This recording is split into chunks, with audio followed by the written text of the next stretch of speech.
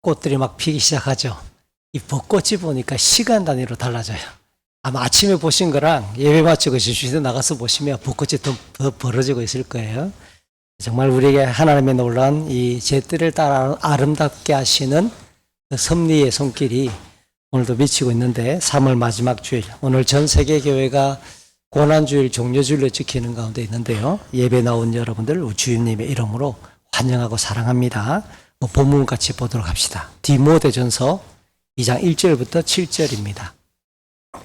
디모데전서 2장 1절부터 7절.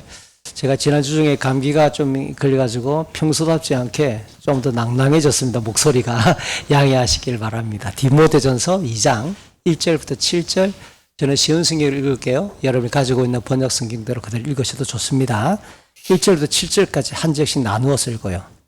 첫째로 모든 사람을 위해 간구하며 기도하십시오. 다른 사람을 위해 중보 기도하는 것을 잊지 말고 감사하는 마음을 가지십시오. 또한 왕과 높은 위치에 있는 모든 사람을 위해 기도함으로써 우리는 하나님을 예배하고 경외하며 조용하고 평화롭게 살 수 있습니다. 이것은 선한 일이며 우리의 구원자 하나님을 기쁘시게 해드리는 일입니다. 하나님께서는 모든 사람이 구원받기를 원하십니다. 또한 모든 사람이 진리를 알기를 원하십니다. 하나님은 오직 한 분이십니다. 하나님께 나아갈 수 있는 방법도 한 가지뿐으로 오직 예수 그리스도를 통해서만 가능합니다. 이것을 위하여 예수 그리스도께서는 사람의 몸으로 이 땅에 오셨습니다. 예수님께서는 모든 사람의 죄를 용서하기 위해서 자신을 바치셨습니다.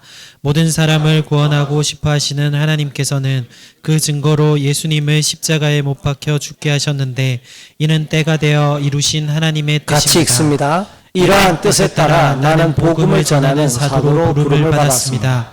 이것은 사실이며 거짓말이 아닙니다. 나는 이방인들에게 진리를 가르치며 믿음을 심어주라는 하나님의 뜻을 따르고 있습니다. 아멘. 앞서 말씀드린 것처럼 오늘은 예수님이 십자가를 지시기 위해 예루살렘에 입성한 요일, 주일이기도 하고 그것을 기념하는 주일로 고난주일이라고 말을 합니다. 예수님이 나귀를 타고 예루살렘에 들어갈 때 수많은 민중들이, 인파들이 종려나무 가지, 유대 역사에서 종려나무는 승리를 상징하고 영광을 상징하는 나무 가지였습니다. 그 가지를 막 흔들었다라고 해서 예수님의 십자가가 그냥 고난이나 죽음으로 끝나는 게 아니라 또 우리를 영원한 하나님 앞으로 믿음의 승리를 가져다 주니까 종려주일이라고도 부르고 있습니다. 고난주일, 종려주일. 이번 주간은 그래서 고난주간으로 지키고 있긴 하죠. 그러면 단순한 질문이죠. 왜 예수가 십자가에 달려 죽었을까? 그것은 우리가 구원받을 만한 길이 그 길밖에 없었기 때문이다 라고 말합니다. 그래서 성경이 가르치는 구원이란 무엇인가? 우스갯소리 같으나 10원에서 1원 빼면 구원이다. 뭐 이렇게 말한 이게 7, 80년대 한국교회에 유명했던 한국 사회에 코미디 프로에 나온 대사 중에 하나입니다. 교회가 왕성하니까 진짜 뭐 대한민국의 교회가 교회 다니는 사람들이 뭐 30% 이렇게 육박하니까 그게 구원 받으세요. 10원에서 1원 빼면 구원입니까? 이게 어느 코미디언이 대사 중에 그 말이 나왔던 거죠. 구원이 뭘까? 죄로부터의 용서, 죄 사함을 받는 것, 내 죄가 용서받는 것, 그것이 성경이 가르치는 구원의 1차적인 의미입니다. 더불어 용서만 받는 게 끝이 아니라 하나님께서 우리에게 의롭게 해주시는 거예요. 의란 하나님의 성품이에요. 다시 말하면 하나님의 성품을 우리에게 덧입혀 주셔서 너는 내 거야 라고 말해주는 하나님의 의를 덧입는 거예요. 죄로부터의 용서만 구원이라고 생각하면 그거는 굉장히 일부입니다. 하나님께서 우리를 의롭다고 칭해 주셔야 하고 하나님과 관계가 복구되고 회복되는 것을 말하는 거예요. 그래서 하나님의 자녀가 되고 하나님의 백성이 되죠. 하나님이 다스리시는 완전히 죄와 고통과 죽음이 더 이상 설칠 수가 없는 완벽한 하나님의 그 나라에 입성할 수 있는 것, 하나님 나라에 들어가는 것, 하나님 나라의 자녀가 되고 백성이 되는 것, 이것을 적극적인 의미에서 구원이라고 말하는 거죠. 이 같은 구원의 절대적인 조건에 대해서 고린도전서 1장과 2장을 찬찬히 살펴보면 바울이 예외 없이 예수 그리스도의 십자가, 예수가 십자가에 달리셔야만 했고 그 예수가 달리신 십자가야말로 우리를 하나님의 자녀가 되도록, 죄를 용서하고 하나님의 자녀가 되도록 의롭게 하는 절대적인 조건이다라고 강조하는 거죠. 근데 여기서 한 가지 더 질문이 생깁니다. 예수님은 십자가를 어떻게 지셨을까? 예수님은 그 십자가를 마주했을 때 어떻게 그 분위기와 그 고통과 압박감을, 심각한 그 여러 무거운 분위기를 이겨낼 수 있었을까 질문을 해볼 때 기도가 나와요. 누가복음 22장 42절 44절 그리고 23장은 이미 예수님 십자가에 달리시는데요. 예수님이 십자가 지시기 전뿐만 아니라 예수님 십자가에 달리셔서 실제로 시작되고 있는 그 고난과 고통, 대단히 힘겨운 그 아픔을 예수님이 어떻게 마주하면서 버텨내는가라고 말할 때 아버지, 만일 아버지의 뜻이라면 하나님의 뜻을 구하며 십자가를 향하여 씨름하고 있습니다. 아버지 뜻대로 이루어지게 해주십시오. 간절히 기도하셨다라고 이야기합니다. 십자가에 달리셨죠? 그래서 예수님께서는 발 아래에서 비웃고 조롱하고 멸시하는 자들 향해서 용서해 달라고 또 기도합니다. 마지막에 아버지 손에 내 영혼을 맡깁니다. 죽음도 하나님 아버지께 맡기면서 그렇게 자신의 세계가 마무리될 때 기도로서 마무리하시는 거죠. 그러니까 예수님의 십자가를 떠올릴 때 잊지 말아야 될 것은 예수님은 기도로서 하나님의 뜻을 확인하셨고 십자가에 오르셨으며 마침내 구원 역사를 완성하신 것입니다. 기도는 이런 측면에서 하나님과의 주요 소통하는 통로이면서 하나님의 뜻을 확인할 뿐만 아니라 하나님의 능력을 공급받는, 하나님께로부터 은혜가 임하고 내가 하나님을 믿는다고 말할 때 힘을 얻을 수 있는 가장 주요한 경건의 모양이다라고 1차적으로 정의해 볼 수 있겠죠. 그래서 사도 바울은 우리에게 말합니다. 데살로니가서 5장 17절에서 예수 그리스도의 십자가를 믿는 성도들은 날마다 하나님 뜻을 확인해야 될 뿐만 아니라 하나님의 백성으로 신실하게 성실하게 믿음으로 살아가기 위해서 하나님의 은혜가 필요하고 하나님의 능력을 공급받아야 한다라고 하는 것을 전제해서 쉬지 말고 기도하라 라고 가르치는 거예요. 은혜가 필요합니다. 내 삶에, 내 인생에 하나님의 도우심이 필요합니다 라는 것을 인식하는 사람은 기도할 수밖에 없어요. 하나님의 뜻, 하나님의 나라를 지향하는 인생은 필연적으로 기도할 수밖에 없다는 말이에요. 그래서 기도하지 않는 사람은 그냥 껍데기일 수 있습니다. 겉으로는 교회 다니는 것 같고 성경을 읽는 것 같고 다양한 종교 행위를 하는 것 같지만 진짜 그 사람이 기도하는 사람인가 아닌가에 따라 하나님 앞에 그의 경건의 능력이 사실은 비례할 수 있다라는 말이에요. 성도와 교회는 그래서 기도하면서 하나님의 은혜를 경험하고 중요한 이야기입니다. 우리가 몸을 가지고 있도록 하나님이 창조하셨기 때문에 우리의 몸, 이 땅의 삶의 경험은 우리의 신앙과 세계관이 형성되고 자라는 데 있어서 대단히 중요한 요소일 수밖에 없어요. 그래서 경건의 여러 모양 중에 기도는 경험과 관련되는 굉장히 구체적인 영역이에요. 그래서 은혜를 경험하고 우리의 신앙이 든든히 서가기 위해서, 자라기 위해서 기도는 필연적이라는 거예요. 오늘은 앞서 이야기했던 것처럼 우리 주 예수 그리스도의 고난과 죽으심을 기념하는 고난주일 또는 종려주일이라고 읽었는데요. 함께 읽었던 이 본문 안에 예수님의 고난의 의미가 들어있어요. 참 감사하죠. 설교자로 종종 이 절기가 다가오면 고민을 합니다. 본문을 그냥 쭉 설교에 나가는 대로 해야 될까? 아니면 고난주일에 맞는 본문으로 바꿀까? 이 고민을 하거든요. 너무 놀랍게도 제가 의도적으로 자르지 않았는데 딱 이 본문이 들어있어서 땡큐 하나님. 너무 감사합니다. 저는 개인적으로 고민하니까 이게 은혜인 줄 알아요. 아, 하나님의 섭리구나. 다른 본문 안 해도 고난주일에 예수님의 십자가와 관련된 본문을 하면서도 원래 예정되었던 패턴대로 나가도 되겠구나 싶은 거죠. 읽었던 본문은 바울이 에베소의 목회자 디모데에게 바울이 가장 우선적으로 목회 전략을 가르치면서 기도하라라고 요청해요. 이 기도야말로 목회자의 목회 전략과 제일 중요한 방침을 그래서 강조하는 거죠. 그래서 우리는 오늘 본문을 통해 기도가 무엇인지 도대체 무엇을 기도해야 될 것인지를 차근차근 살펴볼 것입니다. 그것이 예수님의 고난을 우리가 믿고 동시에 십자가의 길을 걸어가야 될 성도의 삶에 굉장히 의미 있고 또 수준 높은 우리의 경건의 삶을 안내할 수 있는 오늘 본문일 수 있습니다.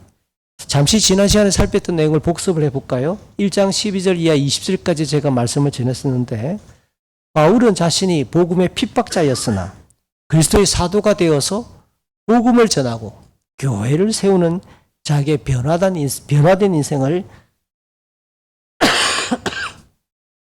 하나님의 은혜라고 고백했죠.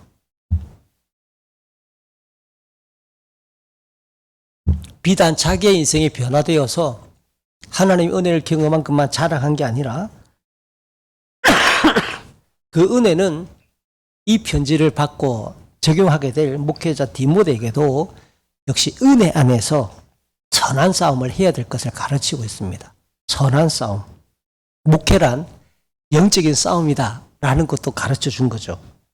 그러니까 신앙생활을 하는 우리 개인이나 또 우리 개인의 신앙이 자라는 경건과 바른 신학 위에 건강한 교회를 세우는 이 일에 하나님의 은혜가 반드시 동반되어야 하고 선한 싸움도 마주할 수밖에 없다라는 거예요.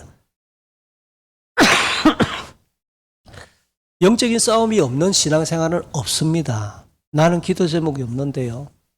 나는 아무런 고민도 없고 갈등도 없는데요. 그런 신앙은 이 땅에 없다라는 겁니다. 그것도 환상이고 어쩌면 그는 의도적으로 신앙이 무엇인지를 제대로 알지 못한 채 스스로를 속이고 있을 수 있습니다. 그러니까 1장 전체 내용을 어떤 단어로 바꿀 수 있겠습니까? 사람들마다 이해하는 수준이 조금 다르고 정의할 수 있는 것이 관점이 좀 다르겠지만 디모데전서 1장 전체 내용은 거짓 교훈이 지금 퍼지고 있는 에베소 교회에 바울이 디모데로 하여금 남아있으라. 그곳으로 디모데를 보내었습니다. 그리고 예수 그리스도의 복음을 순전하게 정리한 바른 신앙으로 성도와 교회를 목회하라. 선한 싸움을 펼쳐라. 라고 안내하는 거죠. 어떻게? 은혜로서. 은혜로서 그 사역을 감당하라. 이상의 이 내용이 1장의 주요 개요인데요. 그러니까 1장의 내용을 정리하면 예수 그리스도의 복음, 은혜, 이런 굉장히 중요한 단어가 핵심일 겁니다. 그걸 좀 더 멋지게 표현하면 바른 신학, 목회, 은혜 이런 단어가 1장을 세울 수 있을 만한 핵심적인 단어가 아닐까 싶어요. 그럼 1장 말미에서 선한 싸움을 싸우라 그랬으니까 영적인 싸움을 진행하는 것이 목회라고 가르쳤으니까 그 영적인 싸움, 선한 싸움의 최전선에서 믿음의 싸움이 펼쳐지는 그 최전선에서 하나님의 은혜와 능력이 필요하다고 가르쳤는데 그 은혜와 능력을 어떻게 공급을 받을 수 있는가라는 거예요. 그래서 하나님의 은혜와 능력을 공급받을 수 있는 통로, 그것을 오늘 보면 1절에서 곧바로 이어서 기도하라 라고 힘주어서 말하는 겁니다. 오늘 지은 성경이나 개역 개정 성경이나 둘 다 마음에 안 들어요. 이 그리스 성경 원어를 보니까 두 군데 다 제가 설교 준비할 때 제 주변에는 성경이 여러 개가 있습니다. 한글 성경도 한글로 번역된 성경도 한 가지가 있는 게 아니에요. 제 서재에 가보면 6가지, 7가지 종류가 있습니다. 제 서재에 보면 자랑은 아닌데요. 어떤 성경까지 있느냐? 남북한 병행 성경까지 있습니다. 북한 사람들이 지금 쓰고 있는 용어로 한쪽은 개역 성경, 한쪽은 북한 사람들이 쓰는 용어까지. 이 북한 사회에 관심이 많으니까 이런 데까지 다. 이런 성경이 만들어지면 사주야 출판사가 살 거 아니에요. 그러니까 이런 성경이 탁 나오면 저를 열심히 사줍니다. 그리고 자료를 모으는 거죠. 뭐라고 번역을 했는지, 어떻게 표현했는지. 그렇게 번역이라는 것 자체가 세계관과 사실은 믿음의 표현이 번역이고 단어 선택이거든요. 제가 설교 원고를 쓸 때 똑같은 표현처럼 보이지만 어떤 단어를 선택할까 굉장히 고민합니다. 심지어 주부에 우리는 공개하니까 아이들과 함께 예배하잖아요. 이게 표준어법에 맞는 표현인가까지를 고민하는 거예요. 그러니까 읽고 또 읽고 또 읽고 또 읽고 설교 한 페이지를 만드는데 이 한쪽짜리 A4용지 한 장을 만드는데 타이핑하는 시간만 5시간이 걸려요. 이게 고민이 됩니다. 공개된다라는 것이 저의 신학이나 세계관의 표현이기 때문에 이제 이걸 가지고 와서 누군가가 저에게 시비를 걸면 이제 붙을 수밖에 없는 거예요. 당신이 이단이다 그럼 저는 이단이 되는 거예요. 그만큼 공개되기 때문에 중요하기 때문에 그런 거죠. 다시 그래서 1장 1절을 그리스 성경 원어를 그대로 제가 단어를 여러분이 가지고 있는 주부에 보면 옮겨놨습니다. 이걸 직역을 딱 하면 내가 단어가 이런 권한다. 1인칭으로 되어 있어요. 내가 권한다. 그러므로 접속사입니다. 그리스어에. 그 다음 프로톤 이건 첫째로 우선적으로 이렇게 읽는 단어입니다. 그 다음 판톤 이건 all 모든 것. 내가 권한다. 그러므로 첫째로 모든 것 중에서 이게 그리스 성경 2장 1절의 첫 번째 단어들 이렇게 쭉 나옵니다. 이걸 보면 바울은 이미 디모데를 에베소에 머물라고 이 권한다라고 하는 말은 이미 1장 3절에 썼었어요. 내가 너를 그곳에 남으라고 권했다. 이 권한다 말은 정중한 명령입니다. 해도 되고 안 해도 되는 게 아니라 꼭 했으면 좋겠는데 억압하는 게 아니라 꼭 그렇게 해주기를 바래 라고 부드러우면서도 엄중하게 부탁하고 명령하는 거죠. 똑같은 단어로서 디모데에게 구체적인 목회의 전략을 권하는 거예요. 이 동사 시제가 현재입니다. 그리스에서 현재란 말은 한 번으로 끝나는 게 아니라 계속이라는 뜻입니다. 그러면서 능동태, 적극적이고 네가 자발적이며 역동적으로 힘을 다해서 마음을 다해서 이럴 때 능동태 시제를 쓰는 거예요. 그러니까 목회하는 여정 동안 네가 그곳에서 계속 목회하는 모든 내내 항상 적극적으로 시행해야 될 것을 진심으로 내가 너에게 명령하고 권면한다 라고 말하는 거예요. 그러면서 목회 영역이 다양하지요. 무수한 방법이 있을 수 있습니다. 어떻게 해야 목회를 잘할 것인가 다양한 전략과 과정들이 필요하겠습니다. 그런데 뒤따르는 문장을 쭉 읽어보니까 모든 목회의 활동 중에서 첫째로 기도를 명하겠다, 부탁하겠다라는 겁니다. 이게 첫째는 시간적인 의미로 해석해가지고 어떤 목회를 하든지 어떤 활동을 하기에 앞서서 기도부터 먼저 해 라고 읽어도 돼요. 제가 가지고 있는 참고 자료를 보니까 대부분의 학자들은 이건 시간적인 의미로 읽기보다 시간적인 의미로 해석하기보다 농도와 강도다라고 말하지만 저는 반대합니다. 농도와 강도가 있으면 먼저 해야 될 거 아니에요. 이게 중요하다 그러면 뒤에도 됩니까? 중요한 거는 먼저 해야 되는 거 아니에요. 저는 그래서 참고했지만 자료를 바꾸어 봅니다. 아니 무엇을 하기에 앞서 누구를 신방하러 갑니다. 내가 책을 읽습니다. 설교원고를 타이핑합니다. 기도 안 하고 해도 됩니까? 저는 이 첫째로를 시간적으로 써도 된다고 생각해요. 의미로 볼 때 중요하니까. 그러니까 목회자가 디모데가 어떤 일을 하기든지 먼저 기도부터 하라 라고 사실 읽어도 되는 거죠. 더불어 목회의 제일 우선적이면서도 중요하고 본질적인 활동 그 가치가 첫 번째다. 이거 놓치면 안 돼 라고 읽어도 되는 거죠. 그러니까 이건 이렇게 읽어도 되고 저렇게 읽어도 되니까 어쨌든 바울이 디모데에게 뭘 부탁하느냐? 너는 기도하는 사람이 되어야 돼 라고 지금 부탁하고 있다는 겁니다. 목회가 하나님께서 부르신 자리이기 때문에 하나님께로부터 은혜와 능력을 공급받아서 영적으로 선한 싸움을 펼쳐야 하는 일이기 때문에 그래서 영광의 복음, 하나님의 영광을 드러내야 될 일이기 때문에 목회자의 믿음과 선한 양심을 지키기 위해서 1장 후반부에 쭉 이런 내용이 나왔죠. 그러기 위해서 기도는 말씀 연구하고 가르치는 일과 동시에 가장 중요한 영역이 기도다라고 바울이 가르쳐 주는 겁니다. 그러니까 목회자가 목숨을 걸고 싸워야 하는 첫 번째 전장터, 싸움터는 기도의 골방이다 라는 거예요. 이 교훈은 바울 자기의 경험을 포함해서 사도들의 전통이고 비법이 아닐 수가 없어요. 사도들이 기도하는 사람이었어요. 우리가 아는 것처럼 사도행전 6장 2절 이하를 읽어보면 초대 예루살렘 교회가 세워졌을 때 사도들은 성도들을 돌아보고 구제하는 일을 진행하느라 굉장히 분주했습니다. 그 당시에는 예루살렘 교회가 오늘날처럼 교회당 건물이 하나 있어가지고 주일마다 다 같이 예배하러 왔다가 흩어지는 구조가 아니고 집집마다 예수 믿는 가정이 자기 집을 열어서 수십 명의 단위로 집에 모이는 거예요. 그럼 예루살렘 가정교회가 몇 개나 있었을까요? 한 집에 모일 수 있는 숫자가 적게는 30명, 많게는 50명 내외? 그러면 뭐 예루살렘 사도행전 읽어보면 3,000명이 회개했다, 5,000명이 회개했다. 그럼 이게 가정수가 이게 100개가 돼야 되는 거예요. 그 많은 집들에서 벌어지는 모임과 이것에 대해서 어떻게 다 알아요? 근데 사도들이 그 많은 집들을 찾아다니고 어떤 일들을 보고받는지 오늘날처럼 휴대폰이 있습니까? 인터넷이 있습니까? 일일이 찾아다니거나 그들로부터 소식을 듣지 않으면 불가능한 거예요. 그런데 사도들이 구제하는 일을 진행하다가 모든 가정교회를 세밀하게 살필 수가 없지 않아요? 그러다 보니까 불만이 생기고 빠지는 사람이 생기고 그래서 사도들이 위대한 고백입니다. 우리는 기도하는 일과 순서가 그렇게 돼 있어요.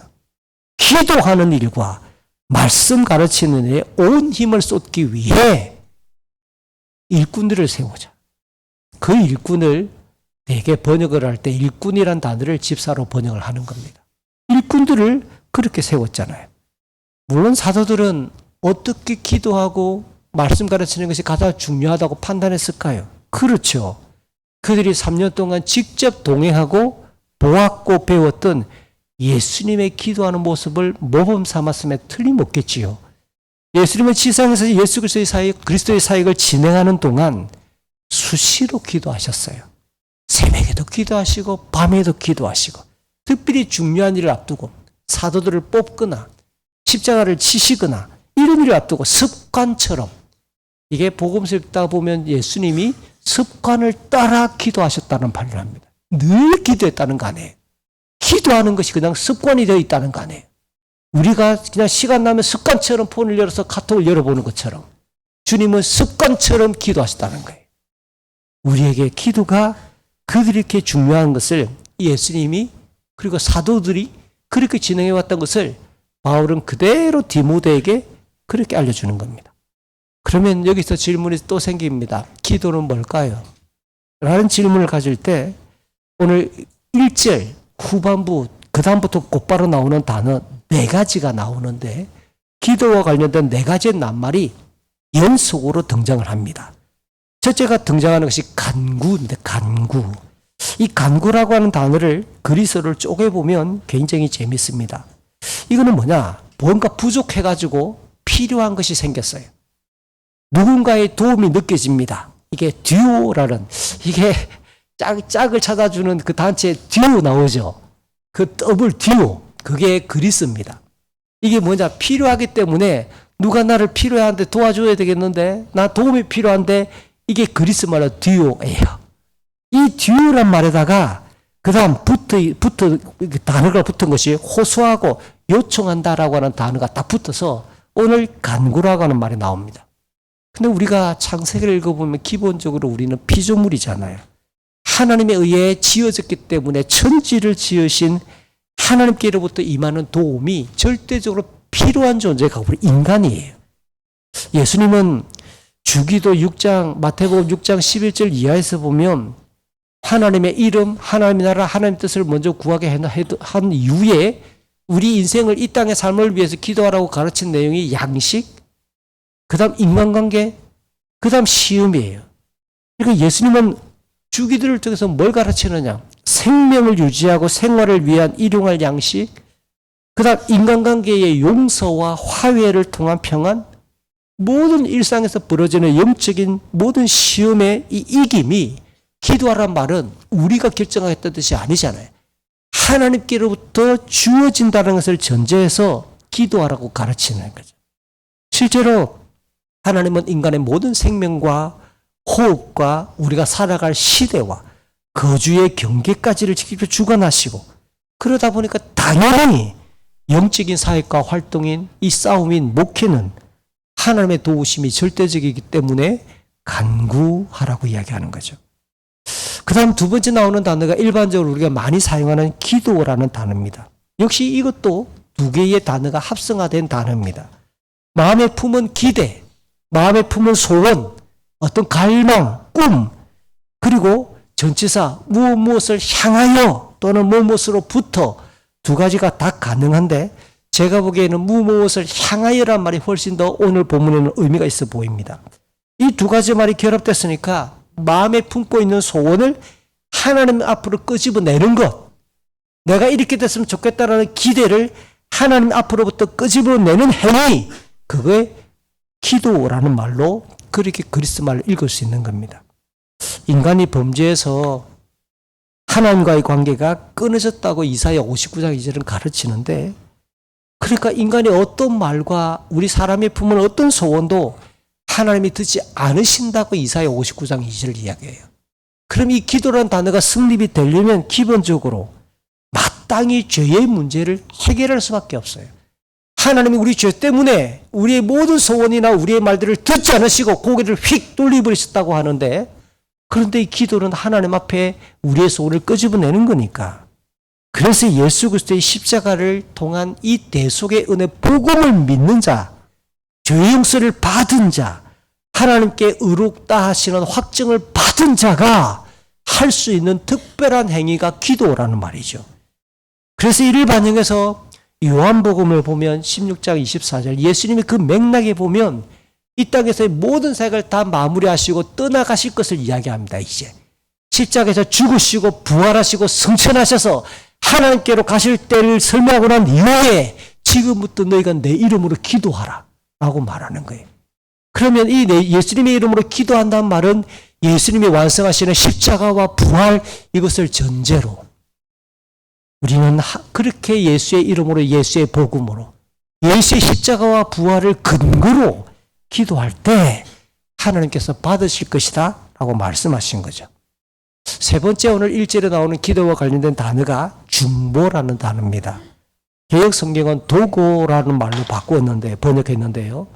이 단어가 고대 그리스와 로마권에서 사용된 용례, 사용되었던 그 상황을 보니까 만남, 대화, 동행, 청원, 어떤 내 인터세션, 개입, 이런 내용에도 함께 많이 사용되었던 다양한 뜻을 갖고 있는 단어가 이 중보라는 단어입니다. 대체로 다른 사람하고 하나님 사이에 내가 함께 참여해서 힘을 실어서 하나님, 저의 소원을, 저 사람의 소원을 들어줘야 되겠는데요?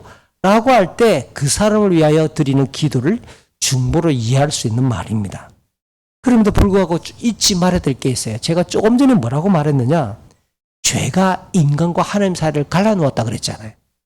다시 죄와 우리 죄를 지었던 인간과 하나님 사이를 연결시켜 주시는 유일한 중보자는 예수 그리스도밖에 없는 거예요.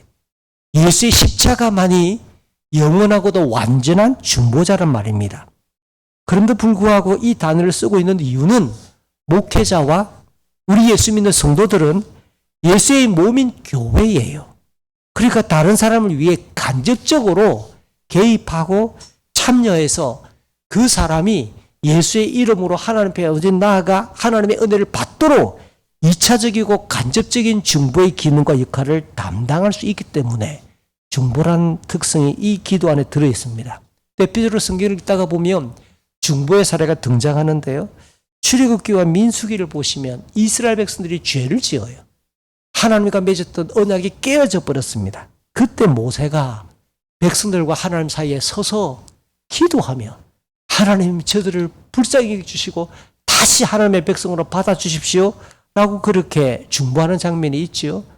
신약 성경에도 야고보가 이 야고보서 5장 16절에 보면 성도들 사이에 서로 죄를 고하고 자기의 연약한 것 죄를 고하면서 병 낫기를 위해 함께 기도하라.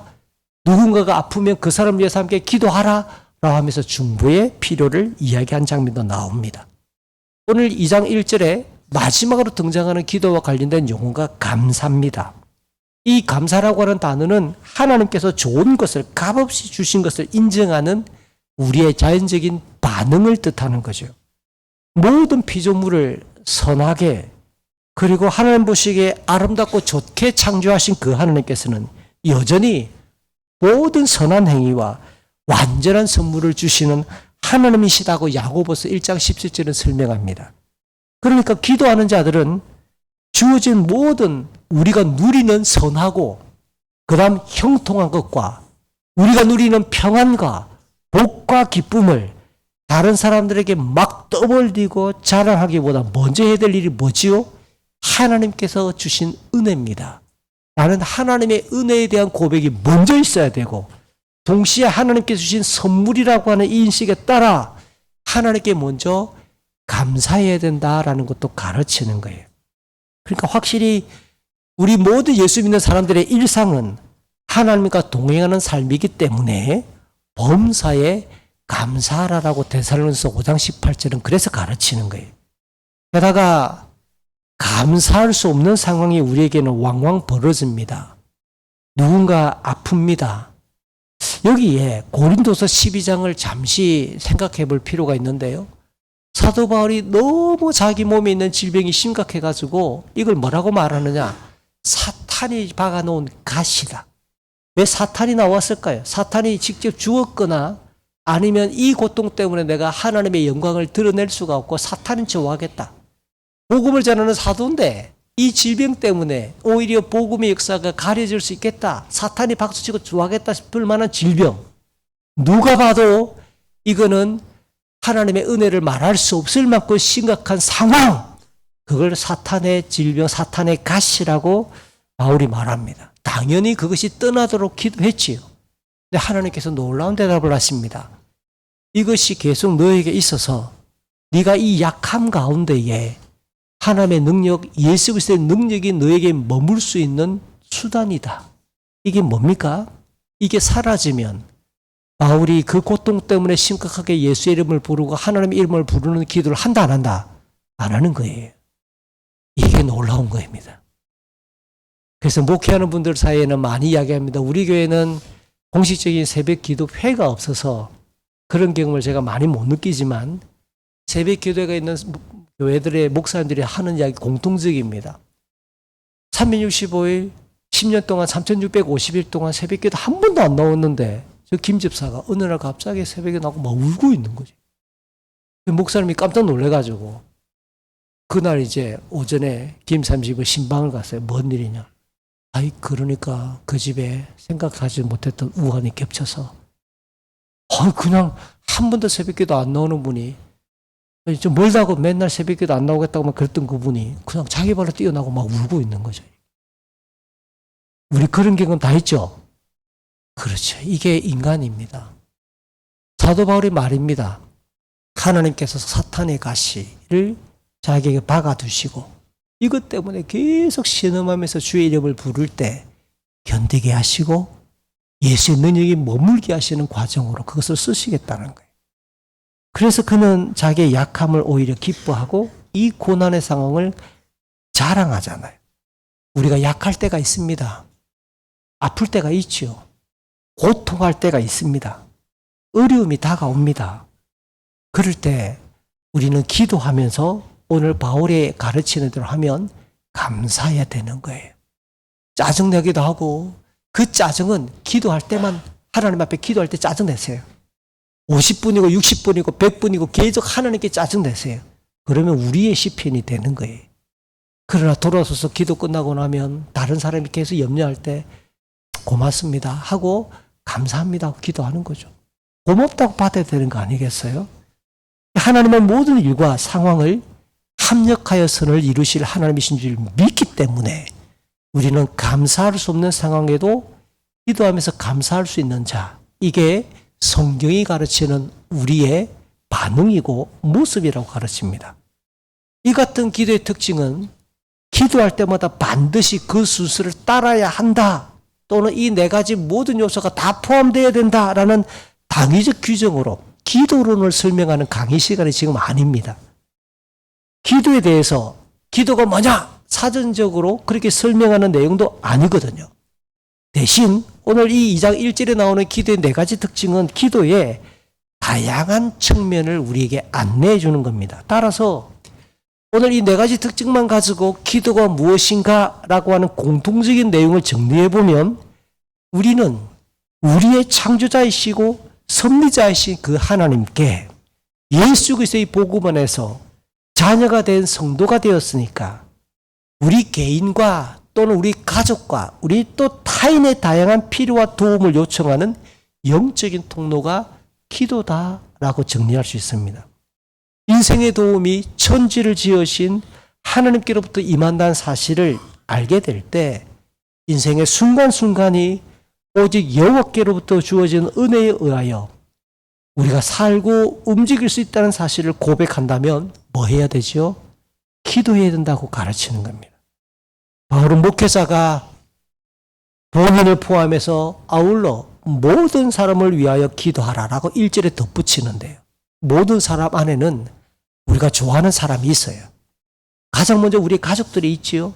또 나하고 코드가 맞는 사람이 있을 수가 있어요. 그들을 위해서 기도할 뿐만 아니라 나하고 맞지 않는 악한 사람도 포함되고 악인들도 포함되고 진짜 부담스러운 사람도 기도하라고 가르치면서 목회자 디모데가 어떤 인생이든지 어떤 사람이든지 하나님을 향하여 그들의 인생의 상황을 하나님 앞으로 끌고 가서 고하고 도움을 요청하라고 격려하고 있다라는 사실입니다. 이어지는 2절에서 독특한데요. 바울은 모든 사람을 위하여 기도하라고 말한 이후에 특별히 왕과 높은 위치에 있는 모든 사람을 위해 기도하라라고 한 번 더 구체화시킵니다. 이 땅에 존재하는 수많은 불의의 인생들이 있는데 노예를 위해서도 기도하고 농사꾼들을 위해서 기도하고 전장에 나가 있는 군인들을 위해서도 기도해야 되잖아요. 근데 왜 2장 2절에서는 이런 불의는 다 빼놓고 왕과 높은 자리에 있는 통치자들을 위해서 기도하라고 한정해서 안내할까? 이거는 우리가 생각해 볼 때 그들이 가지고 있는 사회 정치적인 영향력 때문이겠죠. 왕과 권세가 높은 자들의 생각, 왕과 권세가 높은 자들의 판단, 왕이나 높은 자리에 있는 사람의 정책은 일반 시민들 뿐만 아니라 성도와 교회들에게도 매우 큰 파장을 일으킵니다. 우리나라가 경험을 해봐서 압니다. 그렇죠? 이 권력을 가지고 있는 사람이 어떤 판단을 하고 어떤 말을 하고 어떤 정책을 하는가에 따라 어떻게 나라가 휘청될 수 있는가 우리는 쉽게 경험을 해봤습니다.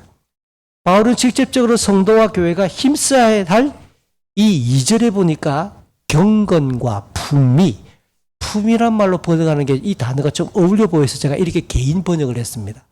경건과 품위의 형성, 그것이 계속 지속되기 위해서 이 높은 자리에 앉은 사람과 왕이 연관된다고 말하는 겁니다. 이 경건은 신앙의 진정성을 표현할 수 있는 대표적인 용어, 참 좋은 용어입니다. 한번 따라해 보실래요? 경건.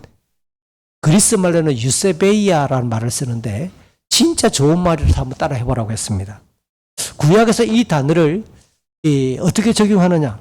여호와 하나님과 맺었던 언약에 대한 충성, 하나님에 대한 참된 지식, 여호와 하나님을 향한 경외감, 이런 단어들을 대체하는 말로 경건이라는 단어를 쓰고 있어요. 신약에서도 강한 충성과 바른 지식으로 예수 그리스도와 연합하여 하나님께 나아간다라는 말로 쓸 때 유세베이아, 이 경건이라는 말을 씁니다. 이런 까닭에 기독교 역사 2000년 동안 우리의 건강하고 바른 신앙을 표현할 수 있는 가장 알맞은 표현으로 영적인 거장들이 가장 많이 즐겨 썼던 단어가 경건이었어요. 제가 설교 시간에 몇 차례 이야기했습니다. 족보도 없고 기원 과정도 애매한데 이상하게 한국계에 퍼져 있는 이상한 용어가 있어요. 우리의 신앙을 대체하려고 하는 말. 참 안 좋은 표현. 안 썼으면 좋겠는데 사람들이 쓰고 있는 표현. 그 중에 하나가 영성이란 단어. 이런 거는 별로 교회 역사에서 뿌리도 과정도 별로 없는 거예요. 스피리추얼리티. 뭔가 영적인 것. 이거는 다른 종교에서도 쓰는 표현이기도 하고요. 뭔가 신비적이고 체험 중심의 성령의 운동이 일어날 때 그 단어가 등장하기 시작한 거예요. 그런데 좀 더 건강한 표현이 있을까? 경건이라는 단어는 너무 좋은 단어예요. 자주자주 여러분들이 활용해 주시길 바랍니다. 이 경건이라는 단어와 나란히 등장하는 단어를 품위로 제가 번역했는데요. 존경할 만하다, 우아하다, 단정하다라고 읽을 수 있는 단어이기도 하고 여기에는 이 단어에는 반드시 도덕적인 능력, 도덕성을 포함하는 단어입니다. 그런데 이런 경건이나 품위를 갖추기 위해서 그 다음 뒤따르는 2장 2절을 순서대로 읽어보면 요동하거나 혼란스럽지 않은 고요함, 평온함, 이 필요하다라고 가르치는 거예요. 그러니까 우리가 뭔가 분산되지 않고 혼란스럽지 않고 아주 고요하고 평온한 분위기에 경건과 우리 품위가 드러날 수 있다라고 읽으면 되겠지요. 이 고요함과 평온함을 어떻게 만들까요? 좁게는 우리 성도 개인이나 교회가 힘써서 스스로 고요하고 평온한 분위기를 만드는 거예요. 여러분 이렇게 주무시기 전에는 가능하면 여러분들이 뉴스 이런 거 틀지 마시기 바라요. 뉴스의 내용은 굉장히 자극적입니다. 고민하게 만드는 내용들이 많아요. 자야 되는데 뉴스가 계속 들려온다. 이런 꿈속에 그런 내용들이 나타날 수 있습니다. 이게 스스로 고요하고 평안한 분위기를 어떻게 만들죠? 여러분이 만들어 보세요. 음악을 어떻게 틀어야 될 것인지, 여러분의 하루 생활 일과를 자기 전에 어떻게 할 것인지, 그래서 토요일 오후, 토요일 저녁은 주일을 준비하는 사람들을 고요함과 평안한 분위기를 의도적으로 만들 필요가 있어요. 혹시 우리 부모님들은 자녀들하고 한번 내기를 한번 해보세요. 저녁밥 먹고 난 이후에 갑자기 집에 불을 싹 다 끄고 촛불을 몇 개 밝혀놓는다든지 분위기 전환을 시키는 거예요. 고요하고 평안한 분위기를 성도 개인과 교회가 스스로 이렇게 만들어 갑니다. 그래서 교회의 직분자들은, 교회의 리더십들은 교회가 평온하고 고요하기 위해 힘쓰는 거예요. 괜히 분란을 일으킬 만한 일을 할 필요 없잖아요. 고요하고 평안한 분위기를 만들어 가는 거예요. 그런데 우리가 할 수 없는 게 있습니다. 개인적으로나 좁게는 우리가 할 수 있지만 넓게 보면 시대와 사회 전체가 만약에 불안하다, 사회적인 정치적인 분위기가 환경이 뒷받침되지 않는다, 그러면 교회나 성도들이 다 같이 긴장하고 갈등할 수밖에 없고 불안할 수밖에 없는 겁니다. 요즘 그런 거죠. 우리하고 어찌 보면 일차적으로 아무 상관이 없는데 그냥 기름값이 폭등하는 거 아니에요. 우리의 기업들이 이게 지금 국제 무역 관계에서 굉장히 많이 고통을 지금 당하는 거 아니에요. 이게 지금 그런 겁니다. 그러니까 이런 분위기 안에서 왕과 통치자가 얼마나 중요한 역할을 하고 있는지를 바울이 소개하고 있는 겁니다. 그래서 그들을 위해 기도하라라고 가르치는데 신구약 성경에서는 공통적으로 집권자를 위하여 기도하라는 말이 나옵니다. 예레미야 29장에 보면 먼저 포로로 끌려간 자기 유대 백성들에게 편지를 보내면서 너희가 속한 그 성, 그 땅에 평안하도록 기도하라. 그래야 너희들도 평안할 수 있다고 그렇게 요구하죠. 에스라 6장에 보면 페르시아의 왕 다리오가 포로제에서 귀환한 유다 백성들에게 자기와 자기의 아들들, 그 페르시아의 왕권이 평안하도록 기도를 부탁하는 내용도 나옵니다.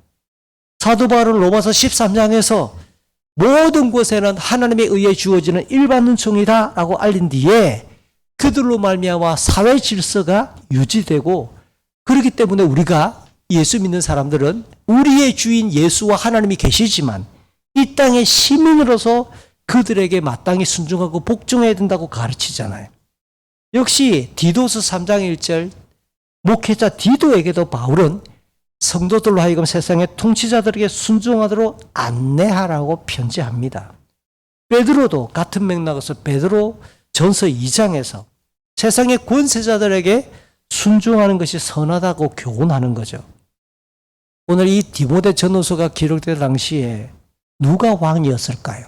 그게 우리가 잘 아는 것처럼 역사적인 맥락과 연대를 조사해 봤을 때 우리가 들어보았을 법한 네로라고 하는 사람이 로마 제국의 황제였어요. 이 네로는 허영심이 대단히 많은 사람이고 잔인한 사람입니다. 교회, 기독교에 대해서 매우 적대적인 사람이었어요. 결국 초대교회가 우리에게 증언하는 자료들을 보면 이 네로에 의해 본서를 기록하고 있는 바울이 순교를 당합니다. 베드로도 뇌로 의해 순교를 당했다라고 하는 이야기가 가장 주요하고 권위 있는 전통이기도 하죠. 이런 초대교회 영적인 거장들이 왕에 의해, 바로 그 왕에 의해 순교를 당했는데 오늘 그 왕을 위해 기도하라고 가르치는 거예요. 그러니까 모든 통치자들, 악한 지도자를 위해서도 기도하라는 이 본면은 어디서 근원을 찾을까요? 주님이 마태복음 5장에서 말하죠. 원수까지도 사랑하고 박해하는 자를 위해서 기도하라라는 이 주님의 말씀을 사도들이 기억하고 있는 게 사실입니다. 인생에 대한 최종적인 판단, 인생에 대한 최종적인 심판의 주권, 그거는 하나님께 맡기는 것이 기독교 신앙이에요. A라고 하는 유명한 정치인이 사법을 통해서 그 사람이 이런 잘못을 했기 때문에 몇 년, 때로는 개인들마다 반응이 다를 수 있어요. 너무 적당한 형량이, 적당하다. 그러나 우리는 그 정도의 의견과 내 개인적인 생각을 말할 수 있는 자유는 있어요. 그러나 인생에 대한 최종적인 판단에 대한 그 주권은 하나님께 올려드리면서 내가 미워하고 잔소리하고 욕을 할 수 있지만 그 사람에 대한 마지막 주권은 하나님께 올려드릴 때 스톱해야 될 때가 있습니다. 질서를 지켜야 될 때가 있단 말이에요. 우리는 다른 사람을 향해서도 미운 사람이 있고 나하고 코드가 안 맞는 사람이 있는데 적절한 수준에서 마지막에는 절제를 할 줄 알 때 하나님의 일하심을 우리 스스로가 순종하는 방편이기 때문에 그렇습니다.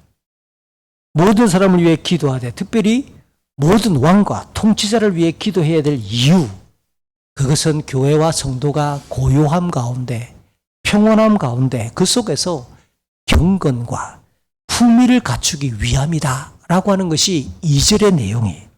여기서 목회는 성도의 경건이 자라고 품위 있는 삶을 형성하도록 이끌고 안내하는 일이라는 개념으로 정리할 수가 있죠. 저는 후세대교회 담임 목사로 여러분들이 하나님 앞에 개인적으로 은혜를 누리고 경건한 삶을 살도록 격려해야 될 책무가 제게 있는 거예요. 동시에 여러분의 살아가는 모든 일상에서 품위 있는 삶이 되었으면 참 좋겠어요. 천박하지 않고 경박하지 않고 정말 하나님의 백성다운 도덕적이면서도 멋지고 정중하고 아름다운 삶을 살아갔으면 참 좋겠습니다. 제 욕심 중에 하나는 이 진주신문에 그런 거 나오면 좋겠어요. 이게 평고동의 A 아파트에 A라는 사람이 유명하게 나오죠. 이 사람이 이런 선한 일을 했습니다. 딱 나오는데 후세대교회 교인이야. 얼마나 좋겠어요. 교회 안에서도 그런데요. 교회 밖에서도 여전히 그래. 얼마나 좋겠어요. 우리는 우리의 직장에서, 우리의 삶의 터전에서, 가정 안에서 품위 있는 사람이 되어야 돼요. 어떤 것이 가장 품위 있는 삶인지 여러분이 고민하시고 참 아름다운 삶들을 계속 우리는 분투해야 될 것입니다. 그 사역을 감당하는 비결, 제가 여러분에게 그런 경건과 품위 있는 삶을 격려하기 위해서 할 수 있는 가장 중요한 비결, 하나님께서 주시는 은혜와 능력이 있어야 하는데 그건 기도해야 된다고 바울이 가르쳐주는 겁니다. 이 같은 목회관은 바울의 주관적인 개인 생각이 아니지요. 3절을 보니까 그렇게 해야 하는 것이 선한 일이고 하나님을 기쁘시게 하는 것이다 라고 덧붙입니다.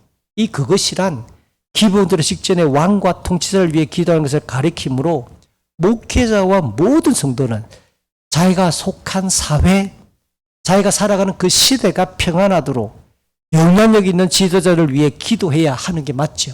오늘 장로님이 기도할 때 전쟁이 벌어지는 상황을 위해서 대피기도 하는 것 굉장히 시적절하고 잘하신 기도의 내용이죠. 물론 자기의 정치적인 견해에 따라 휘둘리지 않아야 돼요. 그들의 정책과 행정이 기독교의 경건과 품위에 어울리도록 우리는 어떤 사람이든지 나하고 코드가 맞는 대통령이든 국회의원이든 나하고 코드가 맞지 않는 대통령이나 국회의원을 할지라도 우리는 기도해야 될 책임은 우리에게 있다는 것을 꼭 기억해 주세요. 이 문장 고민하면서 쓸까 말까 한참 동안 고민하다가 그래도 기록했습니다. 지금 우리 한국교회는 신앙과 복음이란 이름으로 성경을 해석한다는 이름으로 정치 이데올로기에 너무 편중되는 경향이 짙어요. 저는 개인적으로 한 5, 6년 전부터 여러분에게 이런 말 왕왕했습니다. 이거는 복음이 아니라 신학이 아니라 세계관도 아니라 이데올로기다. 이데올로기에 빠져버렸다. 한국교회는 정치 이데올로기에 빠져버려서 공동체적으로 헤어나지 못하고 있다 라는 것에 개인적인 확신을 가지고 있는 세계관이에요. 특정한 정당, 특정한 법률, 특정한 인물에 과하게 몰입되어 있어요.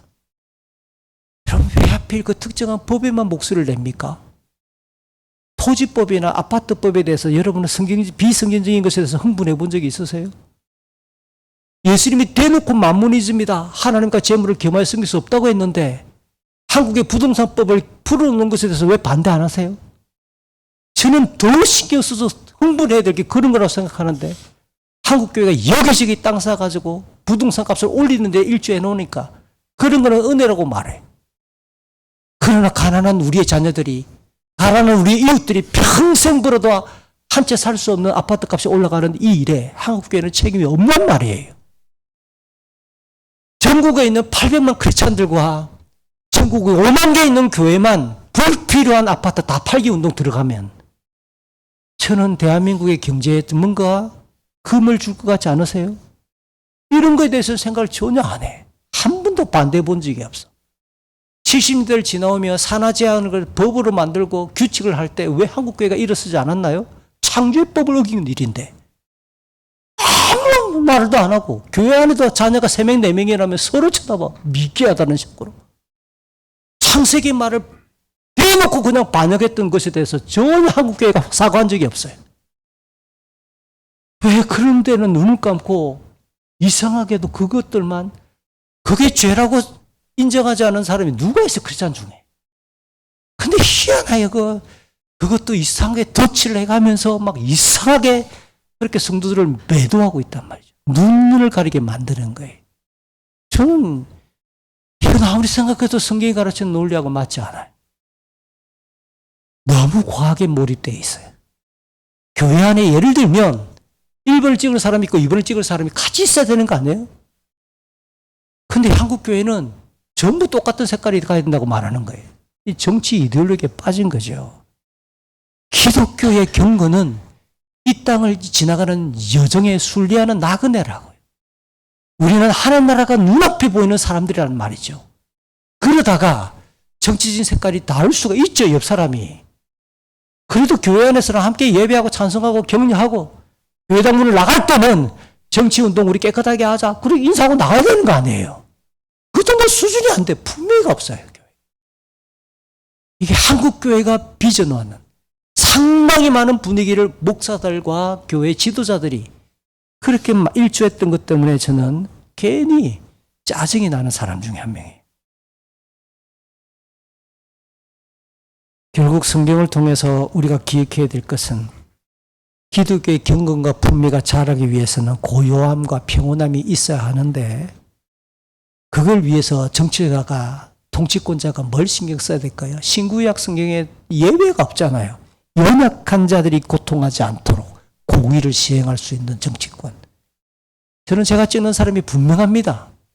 누가 가장 연약한 자를, 가장 비난한 사람들을, 누가 가장 엄지 있는 사람들을 위해서 투자해야 될 것인지. 예전에 허경영 씨 찍을 뻔했지요. 더군다나 지수 초등학교 출신인데. 근데 그 사람 이야기가 요즘 다 말이 되잖아요. 시대를 앞서간 선지자. 이건 농담이었습니다. 그러나 진짜 연약한 자를 위해서 울 수 있는 사람, 진짜 그 사람을 온 인격을 다해 끌어안을 수 있는 지도자, 저는 그 사람이 돼야 된다 생각해요. 악인들을 바라고 선한 자들을 칭찬할 수 있는 사람, 자기 당이든 측근이든 악인이다. 그러면 법대로 처리해야 될 거 아니에요. 가장 먼저 자기 측근을 고발할 수 있는 사람, 저는 그 사람이 진짜 정치인이 된다고 생각해요. 정직하고 근면하며 땀의 대가, 성실함에 대해서 그 대가가 공정하게 누려지도록 입법과 사법과 행정의 조화를 이룰 수 있는 사회. 제가 기도하는 대한민국 땅입니다. 하나님은 땀의 가치가 누려지는 땅이 되게 해주십시오. 우리의 자녀들이 어떤 직업이든지 어떤 대학을 나왔든지 상관없이 그들이 하루에 7시간을 일하고 8시간을 일했으면 마땅한 그 땀의 대가에 대해서 공정하게 대가를 누릴 수 있는 땅이 되어 우리 자녀들이 행복한 땅이 되게 해주십시오. 멋진 기도라고 생각하는데 같이 기도해 준 사람이 없어요. 여러분 좀 많이 기도해 주세요. 100년이 지나고 50년이 지났을 때 우리가 살아가는 이 땅이 우리 자녀들이 웃음이 끊이지 않는 땅이 되게 해주십시오. 한국교회는 우리 사회가 그러하도록 무엇보다 많이 기도해야 됩니다. 잠시 생각을 한번 해봅시다. 목회자와 교회가 사회와 시대를 위해서 그리고 땅의 모든 인생을 위해서 기도해야 될 이유가 경건, 품위가 자라고 그것이 유지되는 것이라면 경건과 품위가 성숙해질 때 그럼 또 어떤 현상, 어떤 열매로 나타날까요? 그게 오늘 본문 4절부터 7절까지 이야기예요. 바울은 4절에서 하나님의 마음을 알려줍니다. 곧 하나님께서는 모든 사람이 구원을 받기를 원하시고 진리를 알기를 원하신다라고 소개하지요. 이 4절의 문맥을 보면 구원받는 것과 진리를 아는 것은 같은 내용, 동의어로 이해할 수 있고요. 두 번 반복을 통한 강조로 읽는 것이 마땅해 보입니다. 왜냐하면 요한복음에서 진리가 무엇인가를 설명해 보면 예수님을 믿어 사망에서 영생을 얻는 것을 진리라고 말하고요. 구원의 완성을 위해 이 땅에 오신 예수님을 진리라고 표현합니다. 하나님의 구원 계획과 예수님의 구원 완성을 믿고 깨닫게 하시는 성령을 진리의 영이라고도 표현하죠. 예수님을 통한 구원이 죄의 모든 억압과 고통에서의 해방을 뜻하며 진리 안에서 자유를 누릴 것이라고도 묘사하는 것을 참고해 볼 때 진리와 구원은 거의 같은 뜻으로 있는 것이 마땅하다는 겁니다. 그런데 모든 사람이 구원받기를 원한다. 이 문장에 대해서 지금까지 2000년 교회 역사에서 최근에 물론 그런 경향 때문에 예전에 초대교회 때는 이걸 가지고 다른 이론이 별로 없었습니다. 근데 중세를 거치고 근세를 거치며 한 200~300년 사이에 또 하나의 이론이 들어오면서 두 가지로 모든 사람이 구원을 받기를 원한다라는 이 말에 대해서 해석이 있어 왔습니다. 기본적으로 아담과 하와가 범죄했습니다. 이후에 태어난 모든 사람은 유전적으로 죄를 가지고 태어나 죄성이 유전되기 시작했기 때문에 그 죄로 인해서 불의한 것이 성경이 가르칩니다. 이 땅에 존재하는 모든 인간은 하나님 앞에 전부 죄인이면서 불의하다라고 가르치는 겁니다. 하지만 오늘 이 문장을 가지고 하나님께서는 구원의 계획을 세우고 실행하시는데 모든 인류가 예외 없이 똑같이 구원받기를 원하신다라는 관점이 만들어졌습니다. 한번 따라해 보실래요? 보편 구원론. 모든 사람이 다 구원받기를 원한다는 겁니다. 하나님이. 그러면 예수님이 십자가를 지신 이유가 뭘까요? 모든 사람이 인생이 구원받기를 원하는 겁니다.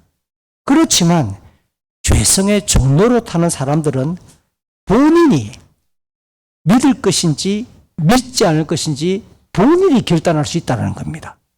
그래서 내가 예수 안 믿을 거야 라고 결단하는 사람은 구원에 이를 수가 없다. 이게 보편 구원론이 말하는 십자가입니다. 그러면 이런 보편 구원을 주장하는 사람들에 의하면 구원받은 것은 자기의 믿음의 결단이에요. 예수는 죽은 상태로 끝났어. 부활하고. 내가 믿었으니까 구원받는 거야. 자, 구원받지 못하는 것은 뭘까요? 내 책임이지. 내가 안 믿었으니까. 그러니까 구원과 구원받지 못함의 최종적인 조건이 자기 결단이에요. 자기 믿음이. 이게 보편 구원론으로 갑니다. 또 하나의 다른 관점이 있는데요. 모든 인류가 죄로 인해 영원한 죽음에 처해 있으나 하나님의 주권, 하나님의 영광에 따라 그들 중에서 일부를 구원하시러 택하시고 예정하시고 예수님은 하나님이 구원하시러 택하시고 예정한 사람들을 위해 대속의 죽음을 진행하셨고 성령께서 그들을 거듭나게 하셔서 믿음을 주심으로 예수를 믿게 하심으로 구원에 이른다라는 입장입니다. 이것도 한번 따라해 봅시다. 제한속죄론. 이들에 의하면 구원은 오직 하나님의 은혜이며 선물이고 하나님의 주권이고 영광이다라고 가르치는 거예요.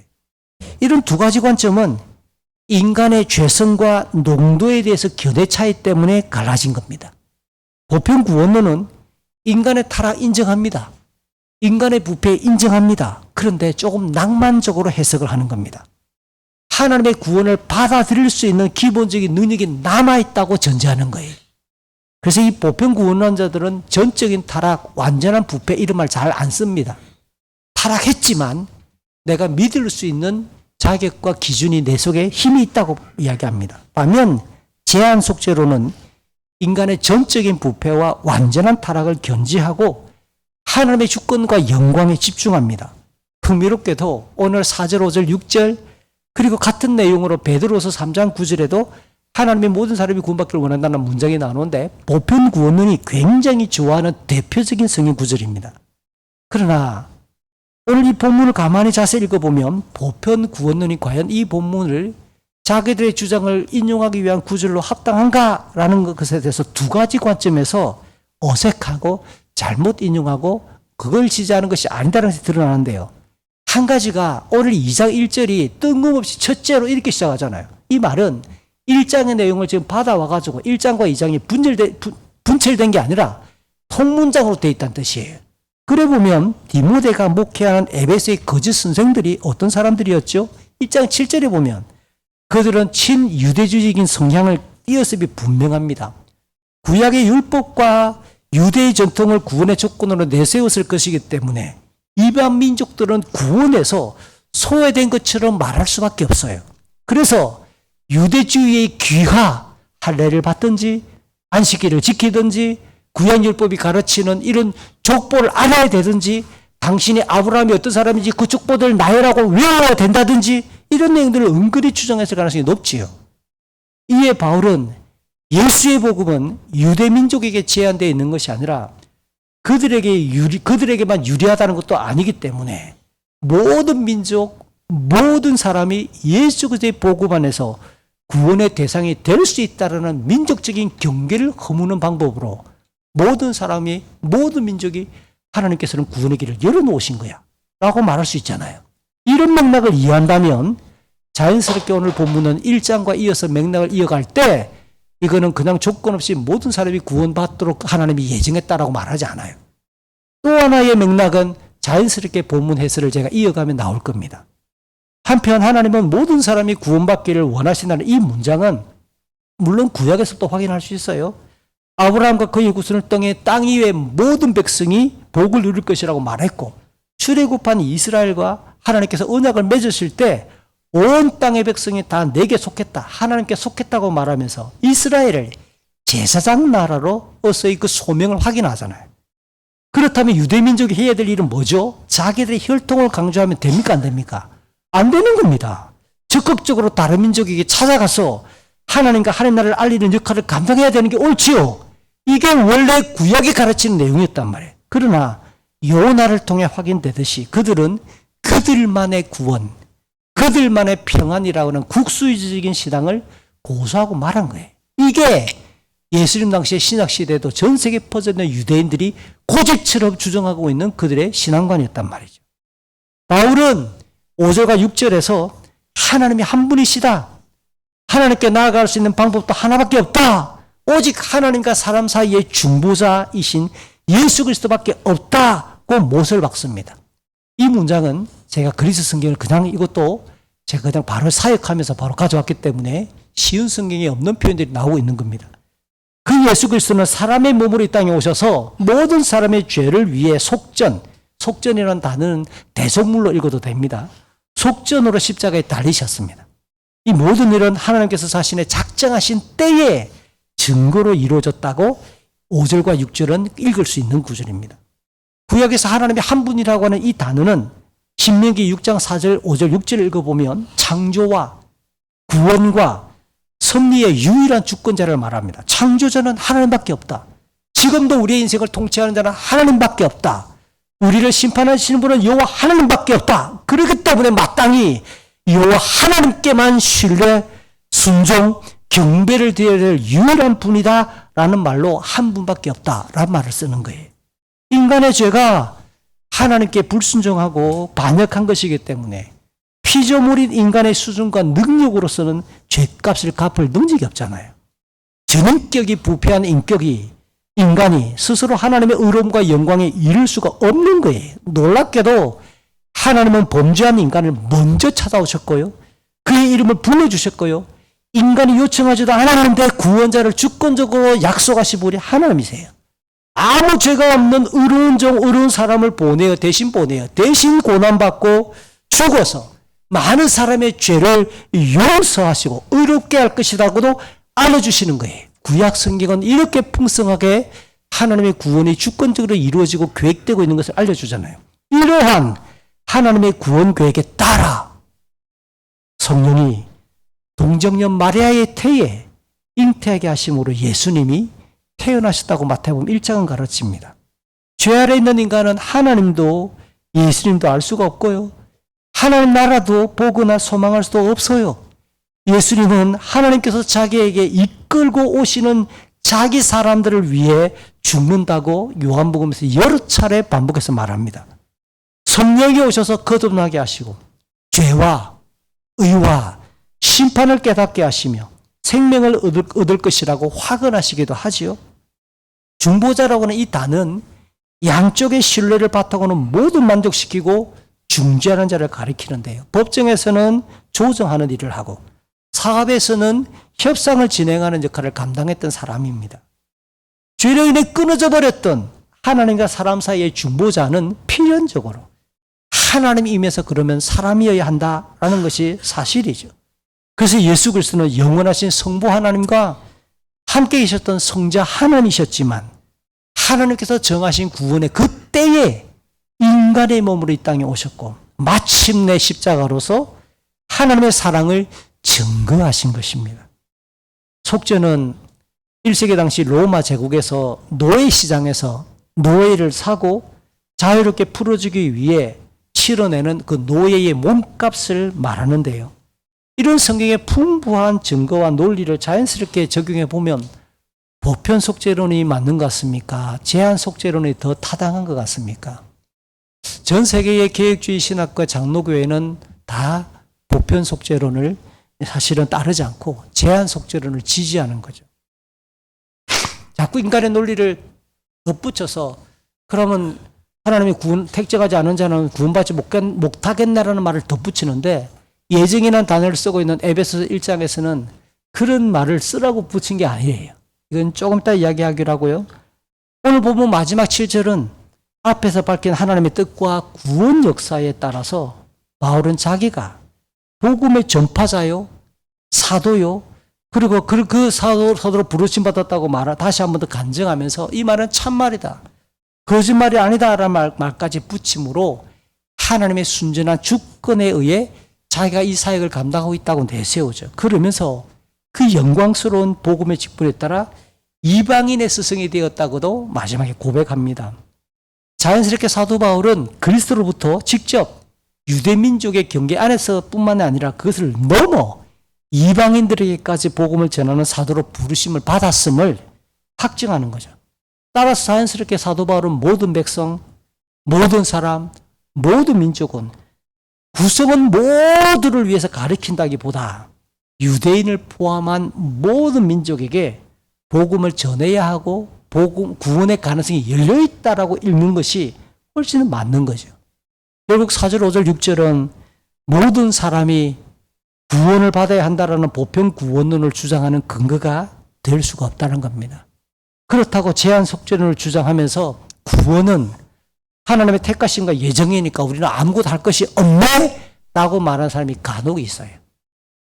성경을 왜곡하거나 굉장히 지배하면서 시비 거는 어리석음과 이건 다 불순한 범죄가 아닐 수 없는 말입니다.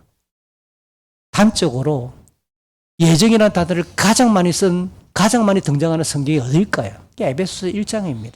사도 바울이에요. 그런데 우리가 아는 것처럼 신약 성경에서 누가 가장 뜨겁게 전도하고 있나요? 누가 가장 모든 민족을 쫓아다니면서 복음을 전하러 다니고 있나요?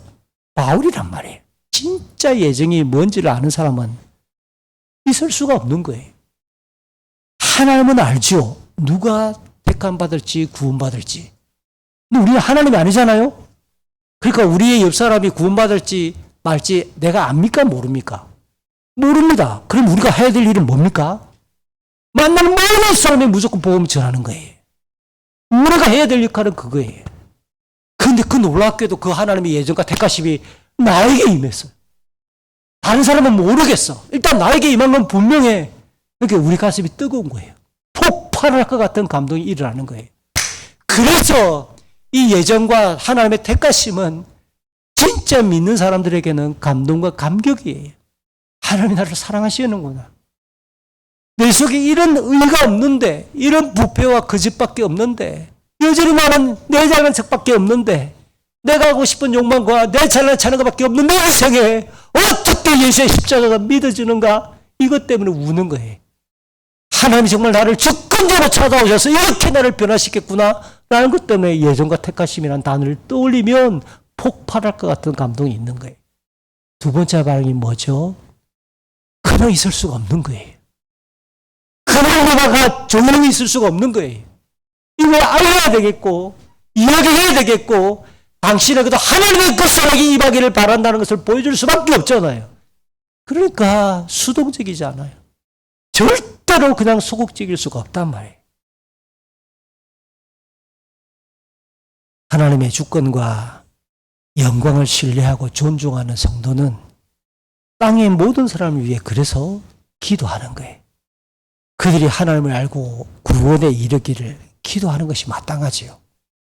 힘껏 자신의 시간과 에너지를 다해 선교사에게 동참할 수밖에 없는 거예요. 당연히 교회와 성도의 경건이 성숙하고 품위가 드러날 때 천국 열쇠의 기능, 하나님의 복음이, 예수 그리스도의 십자가의 복음이 품위가 있을 때 드러나고 좀 더 효과 있게 전달될 거 아니에요. 지밖에 모르고 지 잘난 체 하는데 내가 교회다는 것을 알기 때문에 우리 주변에 있는 사람들은 밥맛이 없다고 그러잖아요. 어제 읽었던 인터넷판 뉴스입니다. 통계청의 이야기예요. 20년 전과 지금 사이에 대한민국의 종교인들을 조사했는데 어떤 종교와 상관없이 종교인의 숫자가 대한민국 10명 중에 종교를 갖고 있다는 사람의 대답은 4명. 이런 적이 없어요. 인류 역사에서 신에 대해서 감각이 이렇게 낮은 적은 지금밖에 없어요. 그 40% 중에서 제일 많은 수치는 개신교, 두 번째는 불교, 세 번째는 천주교. 그 다음 조사가 참 우리라고 하면 뒤통수를 때립니다. 어떤 종교인이 제일 밥맛이냐? 어떤 종교인을 제일 신뢰할 수가 없냐? 1위 개신교. 제일 신뢰할 수 있는 사람이 누구냐? 불교. 이게 이야기를 듣고 우리가 보여준, 한국 사회에 보여준 품위의 수준인 거예요. 말씀을 마칩시다. 지금까지 살핀 것처럼 사도 바울은 목회자가 기도하기를 강하게 요청합니다. 세상의 모든 사람과 모든 통치자를 위해 기도하라고 가르치는데요. 고요함과 평안함 속에서 예수 그리스도의 복음이 증거되고 성도와 교회의 경건과 품위가 성숙해지기 위해 기도하라고 안내하는 거예요. 목회자와 교회, 우리 성도는 하나님 나라와 뜻이 우리 삶 가운데에 이 땅 위에 이루어지기를 소망하고 구체적으로 그런 삶을 살아내야 되는 거 아니겠어요? 말씀을 마무리하면서 기도에 대한 내용을 하나 더 덧붙이면 두 가지 오해가 있는데요. 하나는 기도 무용론입니다. 하나님이 전지전능하시니까 굳이 내가 기도할 필요 뭐 있냐거나 내가 기도 몇 번 해봤는데 안 이루어지더라 라고 말하면서 기도하지 않는 거예요. 또 하나는 기도 과신론이죠. 기도하면 다 된다. 무엇이든지 기도하면 다 이루어진다라는 신화를 주장하는 겁니다. 둘 다 잘못이지요. 우리는 열심히 성실하게 끊임없이 쉬지 말고 기도하라라는 말씀을 따라 은혜를 구해야 되는 겁니다. 이유가 하나님의 은혜와 능력으로 우리는 살아갈 수 있기 때문에 그렇습니다. 그 은혜와 능력이 나한테 흘러오는 통로가 기도이기 때문에 그래요. 내가 기도하지 않았는데 갑자기 나에게 은혜가 왔지요. 짧아요. 감동이 짧아요. 되게 은혜인 줄 몰라요. 재수고 행운이라고 그러고요. 그 다음 더 못된 거는 지가 잘나서, 지가 잘 선택해서 그랬다고 이야기를 해요. 말끝마다 그럽니다. 봐라, 내 촉이 대단하지? 그러는 거예요. 자기 잘나면서 사는 거예요. 기도 안 하지요. 기도는 하나님의 뜻을 확인하고 이루어지기를 바라는 경건의 표현입니다. 그러므로 하나님의 뜻이, 하나님의 말씀이 가르치는 교리에 따라 하나님께서 기뻐하시는 거룩하고 의로우며 선하고 영광스러운 일과 상황을 위해 우리는 계속 기도하는 거예요. 그런 기도를 하나님께서는 사용하셔서 이 땅 위에 하나님 나라와 뜻이 이루어지게 하실 거예요. 요한계시록 말씀을 제가 인용했는데요. 우리의 기도가 흩어지는 게 아니라 하나님 앞에 올려지고 하나님께서 이렇게 제단의 불을 향로에 담아 던졌더니 천둥과 번개와 지진이 일어나고 큰 소리가 땅을 뒤덮는 요한계시록 8장 5절의 이야기, 이게 무슨 뜻일까요? 우리가 기도했더니 하나님이 기도를 들어서 역사를 진행하시고 하나님의 능력이 막 이 땅에 벌어지는 이야기를 이렇게 계시록적인 용어로 설명하고 있는 거예요. 우리는 기도하는데 일은 누가 하시죠? 하나님이. 기도하는 성도는 절대로 무력하지 않습니다. 동시에 기도하는 성도는 하나님의 나라와 뜻이 이루어지는 신령한 역사에 능동적으로 참여하게 되는 거예요. 기도하신 예수님이 십자가에 오르셨고요.